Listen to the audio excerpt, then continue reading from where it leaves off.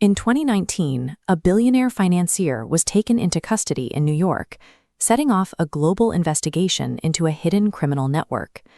The arrest forced a single difficult question into the public eye. Was Jeffrey Epstein operating as a lone predator, or was he a protected asset of a powerful elite? Epstein's trajectory followed an unlikely path. Born in 1953, he spent his early career as a mathematics teacher at a private school. Within a few years, he transitioned into the high-stakes world of Wall Street, eventually managing the fortunes of some of the wealthiest people in America. His wealth manifested in a series of massive, high-security properties.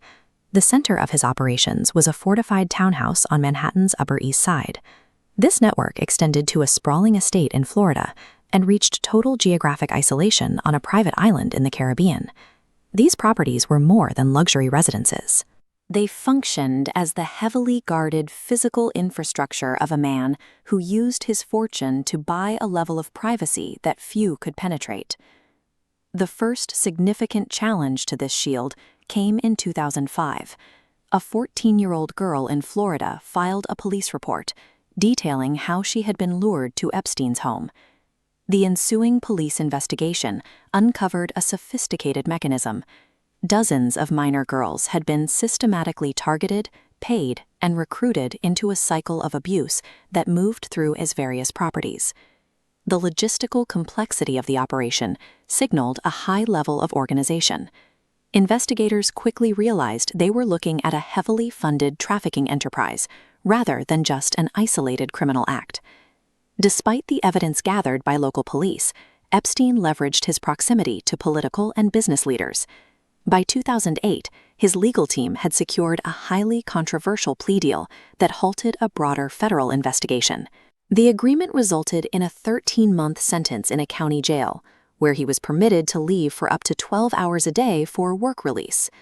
This outcome provided a public demonstration of how extreme wealth could influence the legal process, effectively silencing the victims for another decade.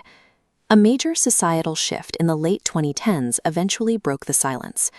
Relentless public pressure and new investigative reporting forced the authorities to reopen the case. As the case returned to court, a massive volume of previously hidden records, including witness testimonies and internal documents, began to surface. These are now widely known as the Epstein files. Among these documents, the private aviation flight logs and personal contact lists became the primary focus of international scrutiny. These manifests provide a physical record of the individuals who traveled in his private circle. While presence on a flight log is not a direct admission of a crime, it documents the specific high-level figures who maintained close access to his private world. The release of these names turned a criminal prosecution into a global mystery, raising questions about how much his associates truly understood about his activities. In July 2019, federal agents arrested Epstein at Teterboro Airport. He was charged with sex trafficking and the abuse of minors, charges that carried the potential for life in prison. The case reached a sudden, violent end. In August, while awaiting trial in a high-security jail in Manhattan, Epstein was found dead in his cell. The official ruling of suicide was immediately met with a massive wave of public distrust and speculation. The timing of his death fueled theories he had been silenced to prevent a public trial from exposing the secrets of his most powerful associates. His death eliminated the possibility of a full public testimony. It left the victims without a final verdict and ensured that many of the details regarding his network would remain unproven. The Epstein case remains a focal point for modern discussions on power. It highlights the vulnerability of the justice system when confronted with extreme wealth and elite influence. The documents left behind continue to act as a record of systemic complicity, reminding the public of the work still required to achieve full accountability. Even when the evidence is buried or the key figures disappear, the pursuit of the truth eventually brings the most hidden secrets into the light.